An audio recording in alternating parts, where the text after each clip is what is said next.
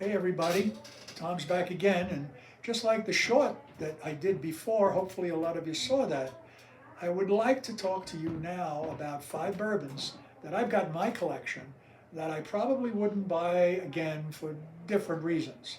The first one I'd like to show you is called Fiddler. It's an Atlanta bourbon made in Georgia. It's 95 proof. It's not horrible, but the taste doesn't taste like bourbon. And I can't even describe the taste. But since I like to drink bourbon, I like it to taste like bourbon.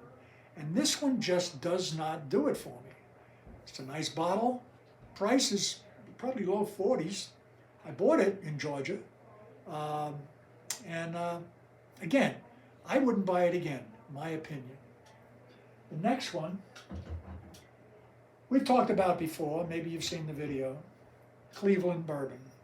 In fact, I just keep Cleveland Bourbon in my collection to tell people and show people and let them taste how bad it really is. It's not nice. Now, they do make a higher price one. They're top of the line. It's called Underground, and it's much, much better. I've got that, but that's one of the bourbons that I would buy again. Anyway, Cleveland Bourbon, it's been here for a long, long time, and I wouldn't buy it again. Next on the list, and this is an interesting one, it's called Fighting Cock. It's got a picture of a cock rooster. It's 101 proof. I mean, it's a kicker. It's made in the Fighting Cock Distillery in Kentucky. And I don't even think I've ever heard of the Fighting Cock Distillery in Kentucky, but I did buy it in Kentucky just to try it out. I can't describe the taste. It's all over the board. There's no distinct flavor. It just tastes very strong, kind of like a gasoline type taste. It doesn't really do much for someone who likes the taste of the different flavors that a good bourbon has. So this is one I would not buy again. Next one, this is an interesting one. I bought this on Long Island, New York. When I heard that Long Island made a bourbon, I said, I got to buy it. So I went to Long Island, and I bought this. It's called Rough Rider.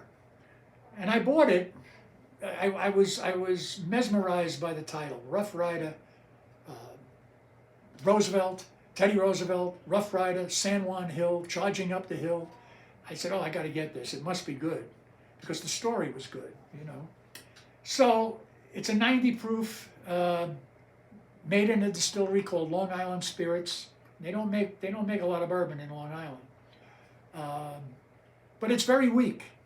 It's I don't think it's aged. It doesn't say how long it's aged. There's no statement. I believe it's probably under 2 years. It's a weak bourbon, very young bourbon, not a lot of flavor. Again, I bought it for the storyline. I wouldn't buy it again. And last but not least is Pure Kentucky. Great name, isn't it? I bought this in Kentucky, and it's made by Willett, which is a really good distillery. But Pure Kentucky,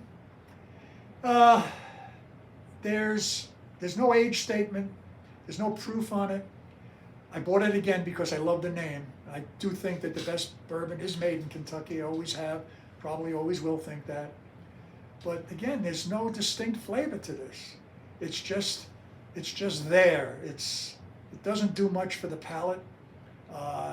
You don't get a lot out of this bourbon, and it's not that cheap. It's in the high 30s, low 40s. And to me, that's not a cheap bourbon. There are a lot of under $30 bourbons, which I've done a video on, which are much better than stuff like this. But anyway, it's called Pure Kentucky, you know, I wouldn't buy it again. So that all being said, my opinion, 5 bourbons I wouldn't buy again. If you like what you saw here, like, subscribe, comment, tell us about the bourbons that you might not buy again. We'd love to hear from you. Have a great day. Thanks.